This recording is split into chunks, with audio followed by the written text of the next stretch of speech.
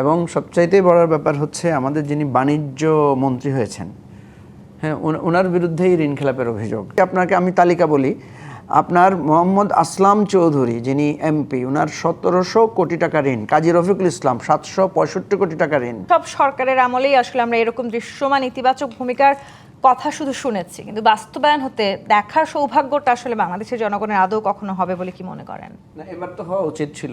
আপনি যেটা বলেছেন যে হতাশার চিত্র, এবার তো আমরা আশা করেছি যে সেটা হবে, কিন্তু যে আশার গুড়ে বালি একটা কথা বলে না, আশার শুরুতেই একটা হতাশার চিহ্ন আমরা দেখলাম যে নির্বাচনের আগে টিআইবি রিপোর্ট বলছে যে আমাদের প্রার্থীদের মধ্যে 59% কিন্তু ঋণ খেলাপি ছিলেন। ঠিক আছে, এবং কয়েকদিন আগে আমি প্রথম আলো পত্রিকায় দেখলাম যে নির্বাচিত এমপিদের একটা তালিকা প্রকাশ করা হয়েছে, কারা কী পরিমাণ ঋণ খেলাপি করেছেন।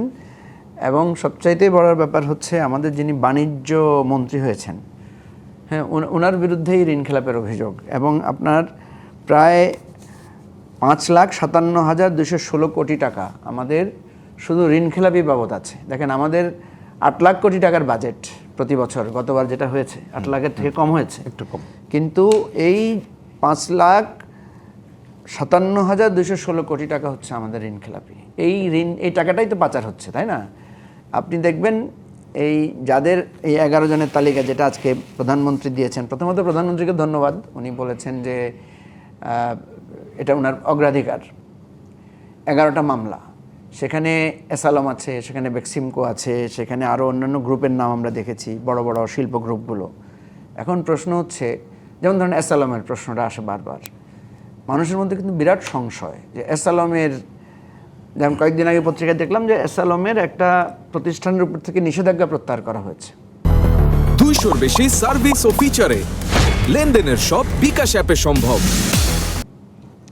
তাহলে প্রধানমন্ত্রী একদিকে বলছেন যে 11টি শিল্প গ্রুপ বা ব্যক্তিদের বিরুদ্ধে ওনারা টাকা ফেরত আনবেন, আবার আরেকদিকে দেখা যাচ্ছে যে সমস্ত যাদের ব্যাপারে এই ধরনের অভিযোগ, যারা টাকা পাচার করেছেন, তাদের আবার নানা ধরনের লেভারেজের বিষয় আসছে।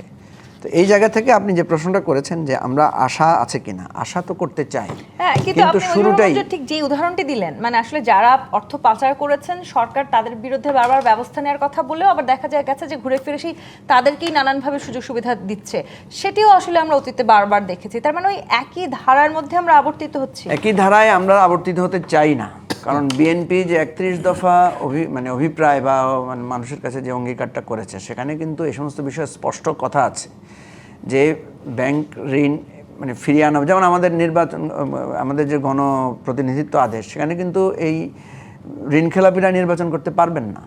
কিন্তু দেখেন তারা কি করেছেন, তাদের হয়তো 150 কোটি টাকা ঋণ আছে বা 800 কোটি টাকা ঋণ আছে, তারা একটা নামকাওয়াস্তে টাকা দিয়ে কোনোভাবে ঋণ খেলাপি থেকে নামটা মুছিয়ে নিয়েছেন। কিন্তু এটা তো উনি ঋণ খেলাপি থেকে মুক্ত হন নাই, তার কাছে 700-800, এই যে আপনাকে আমি তালিকা বলি, আপনার মোহাম্মদ আসলাম চৌধুরী যিনি এমপি, ওনার 1700 কোটি টাকা ঋণ, কাজী রফিকুল ইসলাম 765 কোটি টাকা ঋণ, গিয়াসউদ্দিন কাদের চৌধুরী 679 কোটি টাকা ঋণ, গোলাম মোহাম্মদ সিরাজ 621 কোটি টাকা ঋণ, খন্দকার আব্দুল মুক্তাদির 182 কোটি টাকা ঋণ। ওনাদের এই ঋণটা পেন্ডিং আছে, ওনারা আইনের ফোকরে বেরিয়ে এসে নির্বাচন করেছেন। আমি যেটা বলতে চাচ্ছি, আপনি সরকার নীতি নির্ধারণের জায়গায় যখন আপনি এই ঋণ খেলাপি, তাহলে এই লোকগুলো তো খুব গরিব, তাইলে কারণ ঋণগ্রস্ত লোক তো, তাই না?